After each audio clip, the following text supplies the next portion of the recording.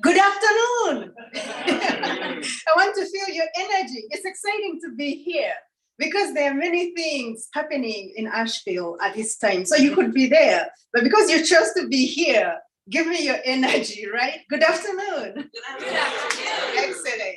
And we are so happy to have four readers, four wonderful poets in the house. We're going to hear from each reader, and I'll be introducing each poet when it's their turn to read. And I'm going to make my introductions are going to be so short so that we hear more poetry. Is that okay with everybody? Yes. Perfect. So the first reader is Kelli Allen, who is an award-winning poet, editor, and dancer. Her latest book, Leaving the Skin on the Bear, was published by C&R in 2022. Her fiction has appeared in the Best Small Fictions 2022, and she is the recipient of the 2018 Magpie Award for Poetry. Her two chapbooks, the first one being Some Animals, won the 2016 Etchings Press Prize, and How We Disappear won the 2016 Damfino Press Award. Kelli is the founding editor of Book of Matches Literary Journal and currently teaches writing and literature in North Carolina. So without wasting time, let us welcome Kelli Allen.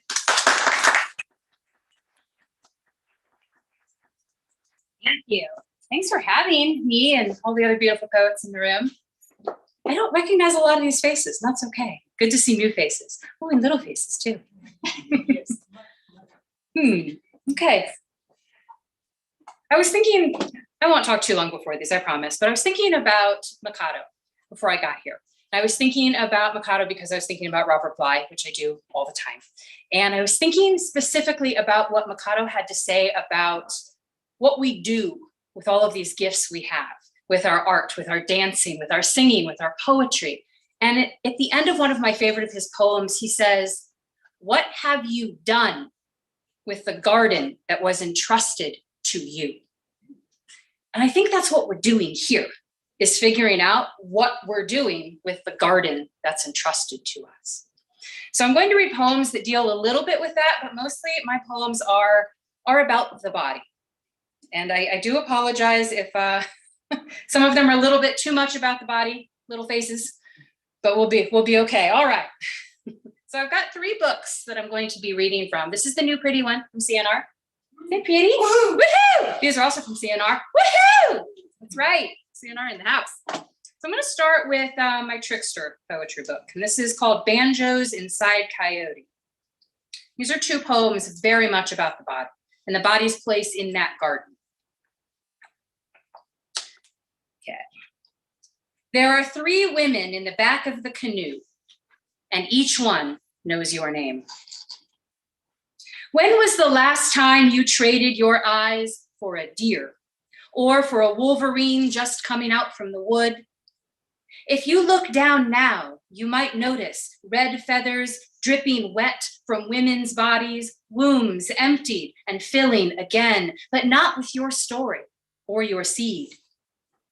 We make trouble everywhere we go, our ankles snapping under our own boots, and how easy it is to forget that leaning our back against the birch, ambition tucked under the bed, means hunters are out early in the morning. And it is our job to listen well after the uncle severs the bow from its string. Discipline has two partners, but we watch only wildness in geese and ignore jaws, fang-lined and opened, half-mooned in our periphery. So when the hand slips the brass and the belt is undone, borrowed eyes close, the palm fills with its meat and begins a rhythm, kept before any wedding song you have known. So tell me, which bride will notice your slicked thigh and which will devour you whole, river water whirling in behind her teeth? Okay, now we're going to jump into this one. This one was actually, Imagine Not Drowning, was drowned in a river. It was drowned in a river in Tecumseh, Missouri, in a great flood. The river sucked my entire van into it with me and three other riders inside. which is quite exciting. And this is one of the only relics pulled from the van. So it's held together with river spit and glue. True story. And I was actually promoting this book. It had just been released during that particular flood. So I like the great irony of Coyote. This is called Talking About Endings. Tell me how to roll up and flee. When I touch your wrist with 3 fingers and am checking not for pulse, but for birds, lilies, trapped both in their unfurling under your skin, maybe even mine. Tell me instead how to ache on my own. Tonight you fill your mouth with pebbles collected from the river's narrow bank, and this too is a refusal to listen. How can you hear the stories I surrender with mica between your tooth and your jaw? Once there were 2 of us, and now the briny pears are blossoming, and everywhere I walk, I take you with me as a reminder that we have left what matters, spilt it over silk sheets that we spread together to mark this as ours. Now we're going into the new book. Look at that cover. Isn't that pretty? It's very pretty. So this one is a collection of work written predominantly in Thailand when I was stuck there during the pandemic, but also quite a bit written in China, where I was for about 3 years in Chongqing, China in the north. So dealing with the body again, but a body in a very different space, a body where bodies are watched and feared quite a bit. So it was quite the act of rebellion for me to exist in China, I think, and to bring these poems to life. So let's start with this one. A decapitated moon. A decapitated moon means 27 caterpillars will carry the milk jugs home tonight. 1 tongue too many, and the dancers file down the pier. We have heard old stories about rough tails wrapped into boughs around the mongoose's narrow thigh. But ours is a continuation upward, a triplicate of thrusts, an angry grunt, and everything new to occupy the kingdom. Appetites are puncture wounds too. No tongue can cure meat close to the bone. So we swallow as gathered crows, a circle, 3 nearly broken crowns, clipped beaks already outnumbered. When the whole town disappears beneath the river's silt, where will these steeples point? Every midwife knows to keep her apron strings undone. The smallest hands still reach for the ties that keep safe what we have meant for this earth. Oh yeah, it was Earth Day yesterday too. Right, yesterday? Nice. Okay. This one is specifically about Thailand. And any of you who know the mythology of Thailand, this will make sense. And those of you who don't, it's going to make sense anyway, because myths are universal. Not the first time to enter tonight. Passwords to enter the wash house are tattooed small across the elders' asses, and we have to bend our waists extra low to catch the fading glimpse, humping along down the sulfur springs to the nickel-plated knockers guarding squat doors. But this is just the story you sell me when you want me on my stomach, pressed full-bellied into the cotton springs. These are the tales cast on lines thrown far into a past you well know I cannot resist, so will instead open wider and wider, a pyramid my hips will mount and will climb. And they say that the youngest Greek horseman knew best how to ease a nervous mare onto one longboat by walking her backward, her rump a bouquet of sweaty, curling hair, her flanks already soaked through with want and seawater. I hope that made sense. This one is a love letter to Hafiz. Do we know Hafiz? The great Sufi mystics? Okay. A thief, a nakedness, and a boat far from shore. My legs are apart. Twin otters sharing a single stone between them. No longer on the windowsill of my mother's womb, this body is not her body. The minnows that we vomit We swallow back down, and the slithering selves are too much under the water. Once upon a time, everything ends. The village, the woodcutting, the orphans' hunger, and their fullness, too. Okay, I'm going to give you one more little poem and then a little prose poem, and then I'll call it good. This one is for my postmodernists in the room. Just me? Okay. I feel empathy and a deep resonance for pre-depression feminism and a fork and a spoon. It takes a swift pinky and a thumb to cradle the earthworm home into its short grass. The jawline of the back steps indicate that rocks will not come sooner this April, and we will be lucky to pack the water skins in time for church. These eyelids are prone to leather, turning heavy, come lesson, come lecture. Storehouses stay dusty, the way breasts will stay heavy. Barns are no place for porcelain jugs or delicate anything. Yet, the wife opens for her husband and crushes marmalade spread for breakfast. Atop the flannel and the hay, she says, weeds don't make for centerpieces. And she rides, and she rides, and she rides. Okay, I'm gonna give you a little prose poem. This is kind of a hybrid book. There's a bunch of prose weirdness in here too. Some might call them short stories, I don't know. Some might call them prose poems, it would be up to you. This is about Coyote, passing obedience around in a moose skull. The women said, you can have a daughter. The women insisted, there will be a big scene. The women begged, don't mention the snakes. That's the way it is with problems.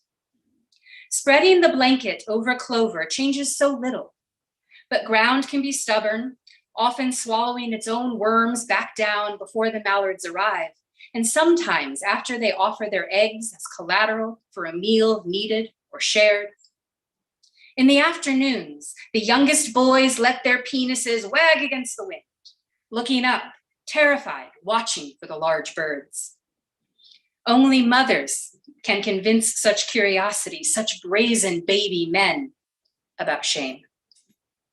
The men said, temples of fingernails will stay clean. The men boasted, these big hands break shoulders. The men hissed, there is enough in this sack to make two. That's the way it is with marriage. Mating for life is a sentence without bars. Travel to the water glass and see what swims there. You should know by now. Bedsides are just gutters for familiar pleasure. And in the evenings, the smallest girls string clay beads into nets that they will cast over their own beds. The smooth roundness teaches the hair to grow slowly, the back to curl and uncurl throughout the short night. Only fathers know how to close their eyes while swimming in such a current. When the town's sleepers join hands, palms cupping palms, the lot marks one more day in a year, one more chance to listen when the chorus repeats that you cannot walk home with an empty belly. Thank you.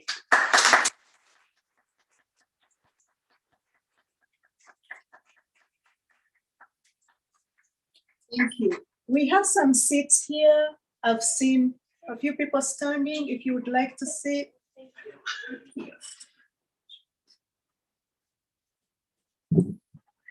I'll go this way.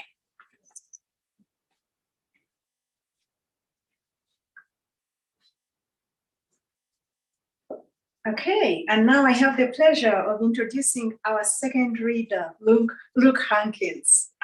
Luke wears many hats as editor, co-editor, publisher, and the author of 2 poetry collections, Radiant Obstacles and Weak Devotions, as well as a poetry chapbook, Testament, which is the latest book that he's produced.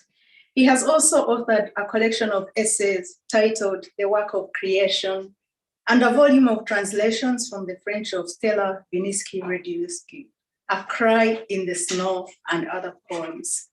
Luke is the founder and editor of Horizon Books, a nonprofit literary press focused on the life of the spirit from a broad and inclusive range of perspective. Let us put our hands together and welcome Luke Hankins.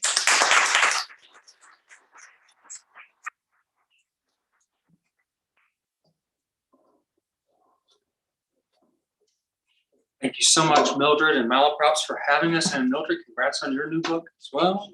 It's great to be here with you all today. I'm going to be reading mostly from my new chapbook Testament, and also a couple poems from my previous collection. This is called Category Error. Hummingbirds are fighting over the flowers in the garden again, because beauty doesn't make anything immune to cruelty. Imagine a world in which each beautiful creature could be trusted. And isn't each creature beautiful? The sleek, streaked coat of the tiger, the iridescent scales of the snake, the shockingly blue eyes of the shooter on the evening news. This is a poem for my dad called Hum. Though we were poor at touch as a family, my father would blow on my face to cool me in the heat of Louisiana summers upstairs in church where he ran the soundboard. It was the sweetest shock, as if the Holy Ghost had swept straight through me, leaving my spine full of static. His breath hums in me still. I like short poems, you might notice. This one is a villanelle called The Answer. On some sacred page, all the answers lie curled, like embryos waiting to be born. In the meantime, I'm trying to understand the world.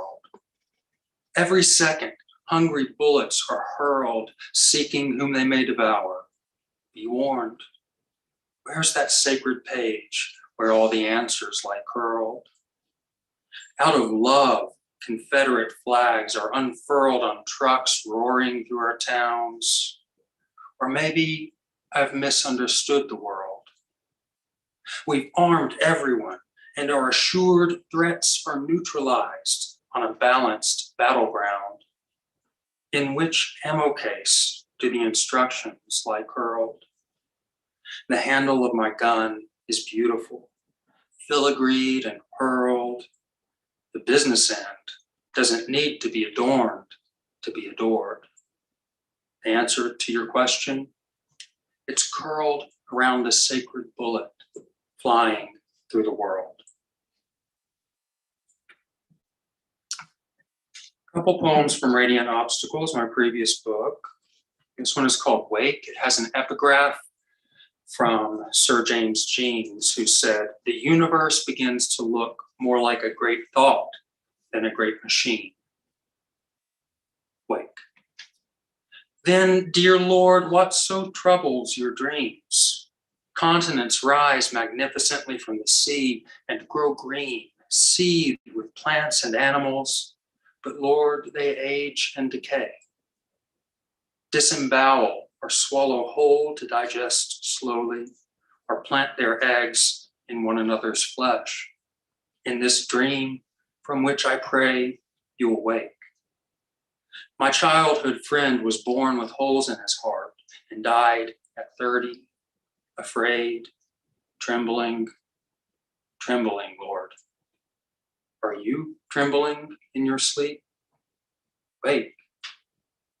I stood by his open grave, prettified with astroturf.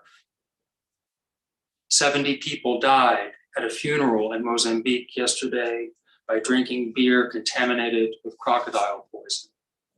And crocodiles are poisoned because they were born with teeth and hungry and strong. A man crying, "I can't breathe, I can't breathe, I can't breathe," provokes not the slightest adjustment of the policeman's grip, and he drowns in broad air. Why these tortured thoughts? Because we are so in need of comfort. Long to comfort you. Wake into a better state of mind, into whatever light warms the world in which you sleep. Do not let your heart be troubled, and cease to trouble ours. Wake, undream us. I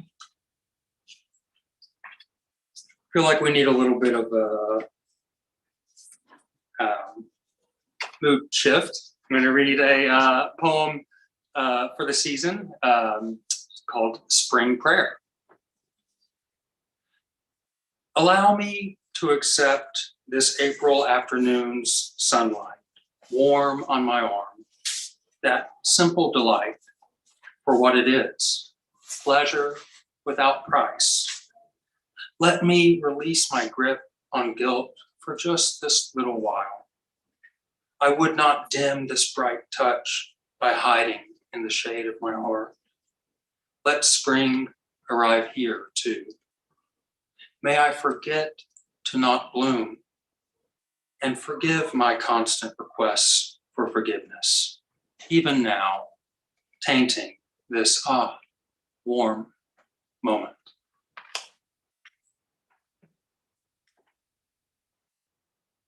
Couple more from Testament before I'm done.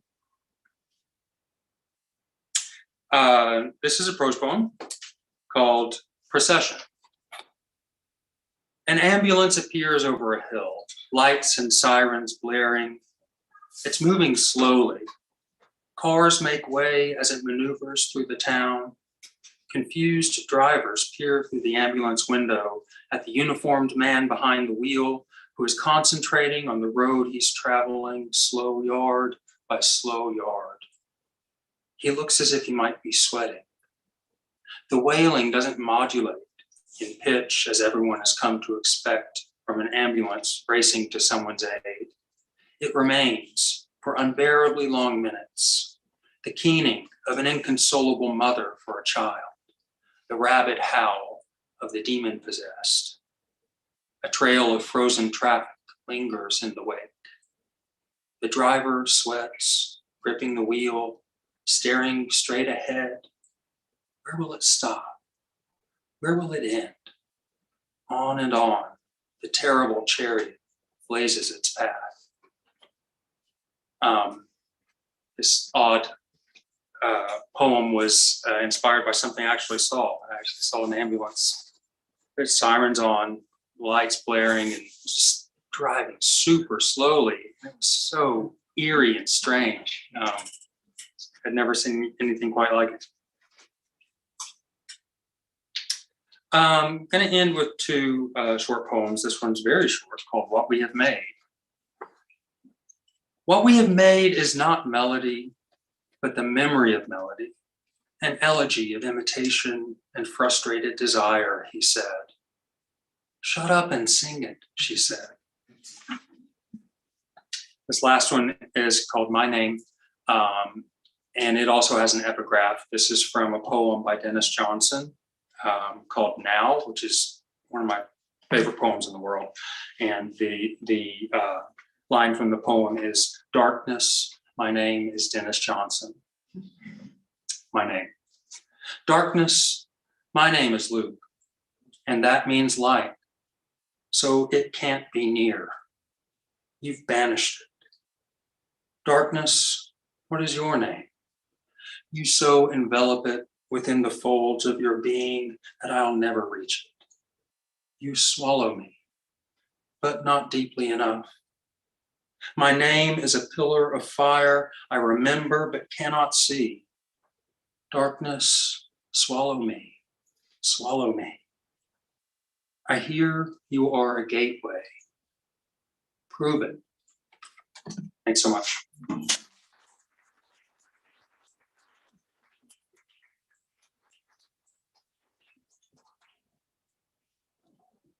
Thank you so much, Luke. And I have the pleasure, no, it's okay. I have the pleasure of introducing our third reader, Cathryn Hankla. She is a writer, editor, teacher, and seeker. She's the author of 16 books in 3 genres. Immortal Stuff is her latest book of prose poems. Previous publications include a poetry collection, Not Xanadu, a memoir in essays, Lost Places, On Losing and Finding Home, and a story collection, Fortune Teller Miracle Fish. Cathryn is a professor emerita of English and creative writing, Hollins University, and edits poetry for the Hollins Critic. She enjoys hikes and walks in the Appalachian region and exhibits artwork at the Market Gallery in Roanoke, Virginia. Roanoke. I always have trouble pronouncing that word, in Roanoke, Virginia. So let's put our hands together and welcome Cathryn Hankla.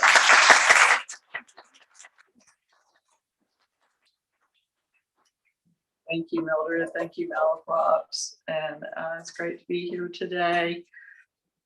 I always love coming here. And it's great to see a couple of my college friends out there today as well. So I'm going to mainly read from my latest book, Immortal Stuff, with a little bit into Not Xanadu that came out last year. And while I was driving down here today, I just took the occasion to memorize all of my poems I'm going to read today. So not really. No, I did not. But anyway, there's one really short one in Immortal Stuff. And the title is Head Trip. This is a heart trip, not a head trip. That's it. I do have that one memorized. So just to let those of us who are height challenged, for our virtual audience, they can't see your face if it's not down like this. So I'm just going to adjust it. Speaking for a friend. Ah, Okay. okay, we're just trying to keep the There readers you go. mysterious. Heavily mysterious. Okay, hi, I'm here. This is How to Tread Water. It's completely literal, of course. Jump in and walk from the shallow end until your toes can barely touch bottom. Bring your knees up and pedal a bike in the water while finning your arms back and forth. Come on, you can do it. If your head sinks under, stretch your toes toward the black stripe. Bounce up and try again. No, don't lean back floating using that bubble in your swim cap, or you will be disqualified. The clock will start over. Ride the bike with your feet kicking in succession and let your arms smooth the water. After a while, you can do this and talk to your neighbor and forget about technique, but stay in one spot. Don't swim, or you will be disqualified. The clock will start over. Remember, the first rule is to save yourself. It's like running in place, someone said, standing over us, God of the pool deck.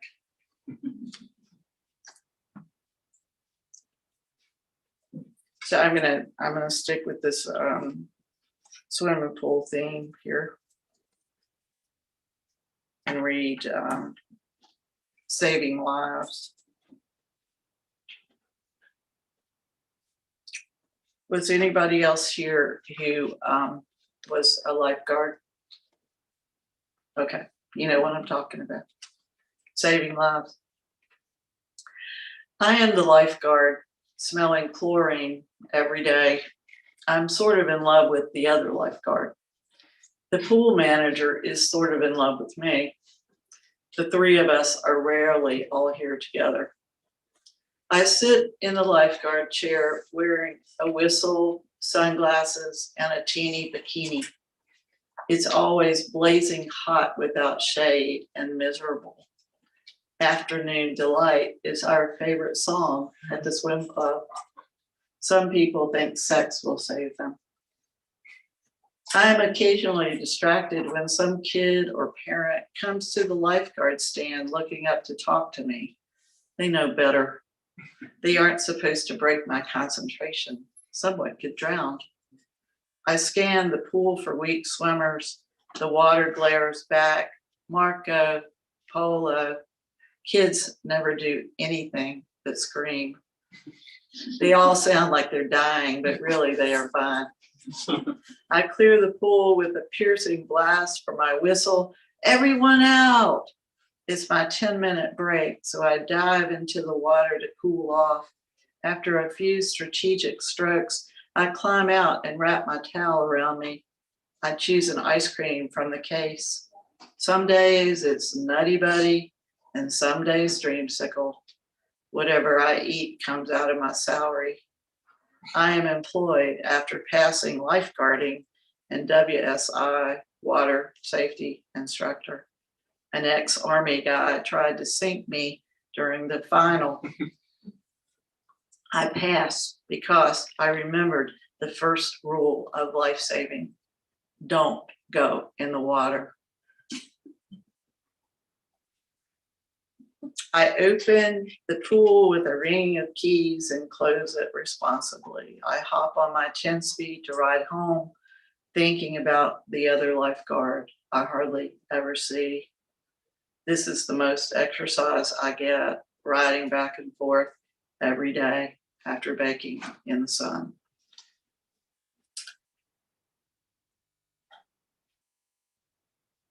So this form that everybody's read so far, a prose poem, right? This is a whole book of those things.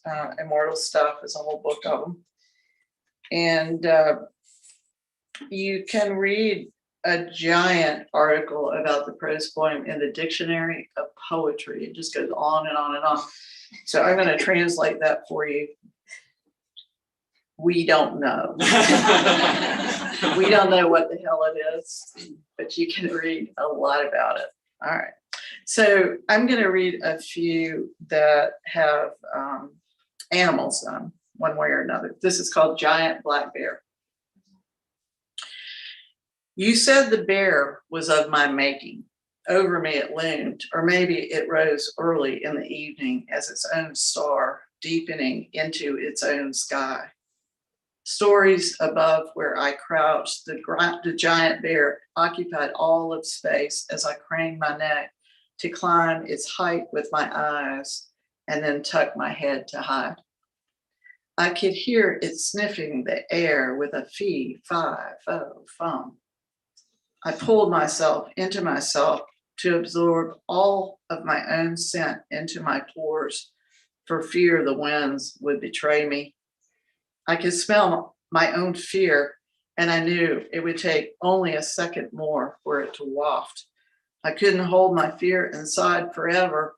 Soon enough, it would attract the bear to me in a roar. Each tooth larger than one of my feet, a mouthful of them shining in planet light. Toward me, the bear turned, keeping its head high, and stepped over me and went on stomping into the distance.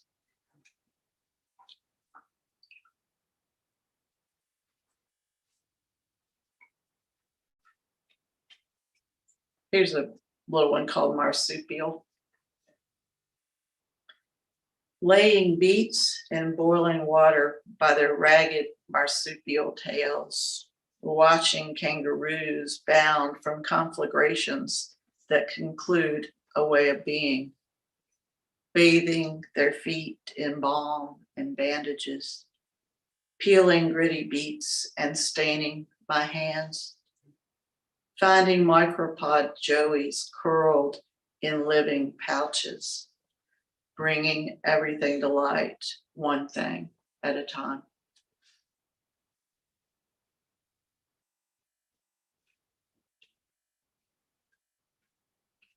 This next one is sort of a riddle.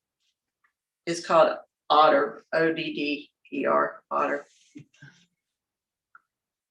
What's odder than a groundhog, but natural to a river? A tail winks, cotton on, cotton off. Does a rabbit even see it? By rubber shoes, pressure, caesuras, and grasses that pass stomach to stomach to stomach to stomach to udder. A stag leaps ahead of its hoisted jib. From the holt, cubs can venture, mammals after meat. Their hoss means halt, and don't make them shriek. For the terrapin utter nonsense and wander like sheep. What's slicker than a flicker and a fetcher to fishes? What has the muzzle of a hound and the tail of a mink? Do y'all know? Come on. Of course. An OTT you are. Of course. I totally don't know what time it is anymore, but you all don't expect this to end anytime soon, do you? Hope not, because I'm just going to go on and on. I'm going to read the title poem so you'll kind of see where the title came from. Immortal stuff. The physicist tells his audience we are made of immortal stuff. He's not brash enough to say we are immortal, but he does say that all of our hearts are pumping around iron particles that came from the same dozen stars. Then he says that every day you slough enough of your stuff through respiration, eating, hydration, and losing solids and liquids out the other end, that it's like an arm a day goes missing. Every day you regenerate a new 7%. After a year of this, he says, even your calcium and all but 2% of your fluff exchanges, just as 4 or 5 days from now, your exhalation in Ohio will be helping a flower bloom in Belgium. And 4 or 5 days ago, the air you're breathing left Okinawa. In other words, I'm thinking boundaries are illusory and already collapsing as 2 galaxies draw closer and closer, even if it takes billions of years, finally colliding and enveloping each other. This is why mystics tell us that whatever we exclude in the other, we condemn in ourselves. There is nothing better than breathing in, breathing out, knowing giving is receiving, and rediscovering the wisdom of Keats. Beauty is truth, truth, beauty. So, my time's sort of running out, I think, but I'm not quite sure to go. Of course, I had it all planned out and memorized, but things change. Things change. I kind of want to read this poem. This is a poem based on the life of Henrietta Lacks. And more than 10 years ago, I read the book by Rebecca Skloot, a wonderful book called The Immortal Life of Henrietta Lacks. And upon learning from this book that Henrietta Lacks was actually born in Roanoke, where I live and where my mother was born as well, I wanted to write something about it, and it took me a long time to figure out how to do it. So this is a study in parallelism and contrast between a white woman's life and a Black woman's life in the mid last century. And the poem is Hela, H-E-L-A, and because she's known as the first 2 initials, the first name, first 2 initials, last name. That's how they named the cell culture that is came from her body and is now used in research everywhere around the world. Hela. Henrietta Lacks was born Loretta Pleasant across the tracks in my town in 1920. My mother was also born at home in the same town in 1918 and named Joyce. After being dropped in clover when her mother died, Henrietta had to plant and harvest tobacco until her hands were sticky and stained. Growing up, my mother spent as much time as possible in the public library turning pages of books. In college, she got a summer job there. Joyce and Henrietta both married in 1941, one couple in April, the other in June. Henrietta already had 2 children and would have 3 more. 10 years later, Henrietta Lacks died from cervical cancer in Johns Hopkins Hospital the year my mother gave birth to her first child. Nothing touched the pain Henrietta endured. Without her knowledge, her cells were harvested and cultured for medical research. The Gila immortal cell line is still doubling and redoubling in test tubes around the world. Both of the houses where Loretta Henrietta lived in my town have been torn down. The houses where my mother lived are still standing. My mother died in 2016 of old age without any grandchildren. I asked her to spit into a vial so I could learn more about my ancestry. She was skeptical, but took the test for me. When her results came back, they revealed mostly what she'd said, British Isles. I have no idea where I'm going with this. There's really no comparison to make between my mother and Henrietta Lacks.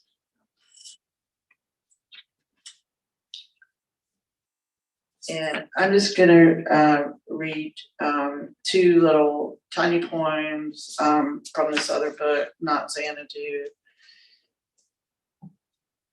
And I got to read with Malaprop last year when this came out, but we were still doing everything virtually, so it's sort of like it didn't happen somehow.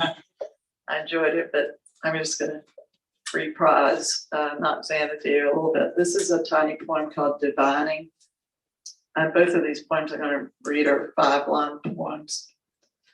Wind twists old sweet gums, global ornate seed pods, fierce symmetries with S's for stems. What is it about regrets, swift ambush? A split of branches divines waters seen. I walk behind the rod, remembering. And this book is a lot about memory and the way the past comes back and back. But here's a happy one. It's called My Treasure. I'm going to end with this poem. My feet find uneven ground shaved to dust by the blade, complete and bearable my ache, heart balanced on the scale. My life, the broken egg and the living bird, a blue jay feather is my treasure.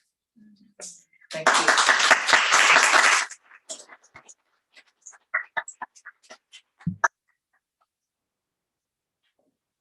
Thank you so much, Cathryn. And now I will introduce the last reader, Annie Woodford. Annie is concerned with how people make beauty despite precarity and perhaps because of it. She has been a community college educator since 2001 and has taught at Wilkes Community College in Wilkesboro, NC, since 2018. Her first book of poetry, Bootleg, was a runner-up for the Weatherford Award for Appalachian Poetry. Her second book, Where You Come From Is Gone, came out in October 2022 and is the winner of Mercer University's 2020 Adrian Bond Prize. Let us put our hands together and welcome Annie Woodford.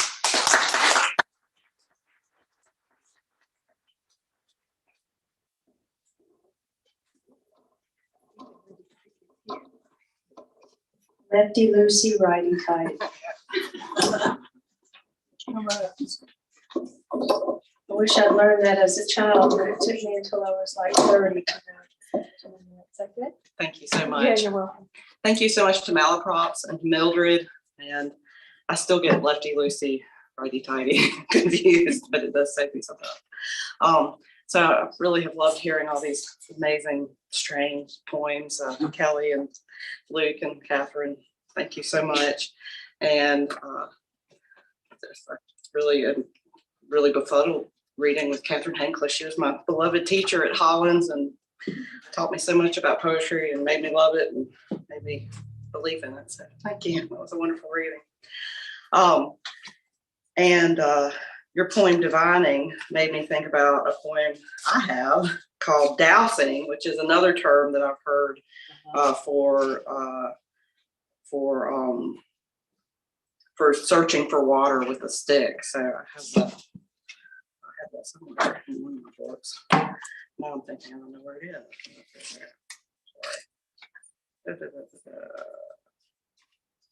That was like a last minute change and shouldn't have done that. Now I can't find it. I've delayed getting. I like that one. I Gotta read it. know, now I can't find it. I feel like such an idiot. Okay, never mind. I lose my ability to read when I'm trying to do it in front of people. So, oh, there it is. Okay, there. Thank you. Sorry. All right. Dousing for a poem. Yeah, no, really, right? Thank you. Yeah. Okay, this is called Dousing. Walking the creek is mostly a slipping, seeking with feet flat gaps between rocks, learning which moss grips and which moss is slick, crawling sometimes while water gushes over wrist, trout shadows washing downstream, pucker of spiders skimming the surface, the tumbled treasure of fish nests, the small yellow stones. You might as well get wet. And this next poem is about the way that people fix up their trailers. When for the first 6 years of my life, I lived in a trailer that my dad built a room into, and my mom was really proud of that room. And I always think about how people make their trailers pretty. So it's called My Father's House Had Wheels. Somebody ought to chronicle all the pretty trailers people make in my part of the country. The ones covered in cedar shakes or paneled inside with pine. My daddy added a room unto ours, and then my cousin bought it and put in tongue and groove floors he'd reclaimed from a cabin falling in somewhere in the southeastern Virginia woods. Wood smoke rises out of their creek rock chimneys. Wood smoke rises out of my chest. God is a widow lifting up her gold-rimmed glasses to wipe at her tears. This one, I've just really been thinking about Fables of Phoebus. I love that Charles Mingus song. And, that was basically I don't know, it was a spell cast against the Orville Phoebuses of the world. That was the guy that blocked the kids trying to integrate the Little Rock High School. So this poem has an epigraph, Fables of Phoebus. All over the South today. This is how mass graves begin. It is only an illusion that the dirt lifts itself. In reality, each shovelful of earth is an act of will or coercion. Soil weighs about 2,200 pounds per cubic yard, depending upon moisture content and the rate at which bodies are assimilated. All over the South today, ghosts of white people wipe milk from their white mouths. They squeeze the hands of girl children until all the little bones break. There are places above the Dan River where you can feel the scar tissue of old terracing under your feet. The only way you can tell that here is where cash crops were once tended by hand, the body an expendable machine. There has always been the woman who dies writhing in the leaves, her body a clockwork of bones, one gear away from release.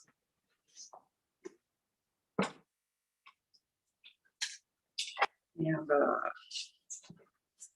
this poem is about a man from Callaway, Virginia, who carves, he's passed away, but he carves the canes that have the snake wrapping up the handle and all kinds of other amazing little sculptures. But his name was Norman Amos. Snake cane. Sometimes Virginia creeper, a tendril of honeysuckle or wild grape, will wind around the limb of a young hickory and, as both grow, squeeze its spiral into the wick. Old women who tap the ground before they walk, ready to rap danger on its head. Tobacco farmers, well versed in the habits of serpents, carry such twisted sticks.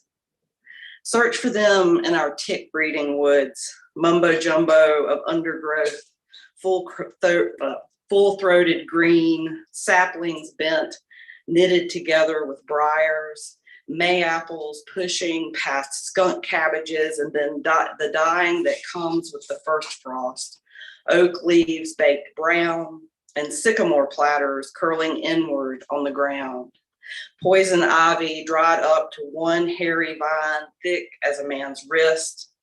Step down into the furrows of an old roadbed, deer stand draped in black, quiet as wildness itself, easy to miss among the doe-legged trees. Daddy sang, "I'm the man who rode the mule around the world," voice ragged as a forgotten trot line. "I was born 10,000 years ago." Bright leaf tobacco, cured in the smoke, I tended the low fires. Black night rustled up close, and sometimes I caught a glimpse of a thing. The cedars breathed by the fence row. You have to find the wood first. Branch of desire wound round with grapevine, nearly strangled, and then growing on anyway. I'll paint it like a shining rattlesnake, body spinning up the stick.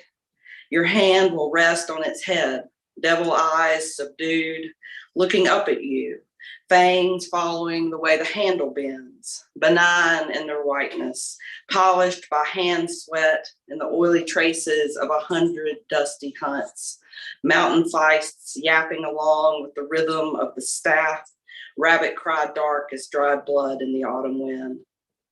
Silent rattles cover the end that hits dirt, seeking strikes in high summers, high grass, feeling a human way through deep leaves, hollow wise, rocks holding heat, or shaking the snake-rich shadows of blackberry canes before the hand reaches in for the fruit.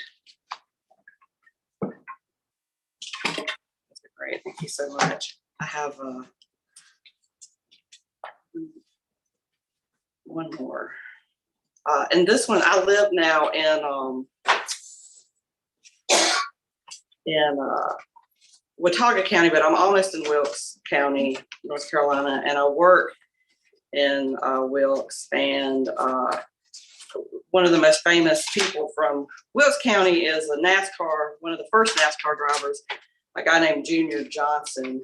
Junior Johnson was from Rhonda, and he grew up really poor and was, really did get his, cut his teeth running moonshine and building cars, and served serious time in prison about it. And they're refurbishing the racetrack in Wilkesboro. It's really a beautiful thing. You should go there, spend a little money if you can. So this is called, Tom Wolfe did this really great profile of Junior Johnson in GQ, like back in the 60s. And so he called him the last American hero. So this is called "The Last American Hero Speaks His Piece."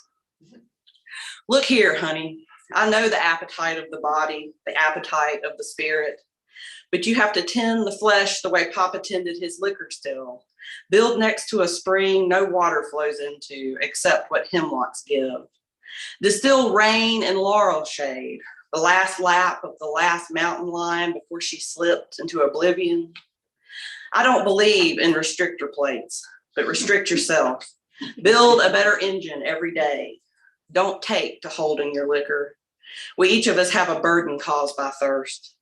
Keep a pot of beans on the stove. Eat cornbread and buttermilk. Leave that store-bought bread alone. Get seed corn saved and some Civil War deserters at it. I'll tell you a secret if you'll listen. I was quiet not because I was tough, though I was tough. I was quiet because prison turned me silent. I was alone, and so are you, but not as bad. Improvise if you have to. We love our machines because they make us believe we can be free. Thank you so much.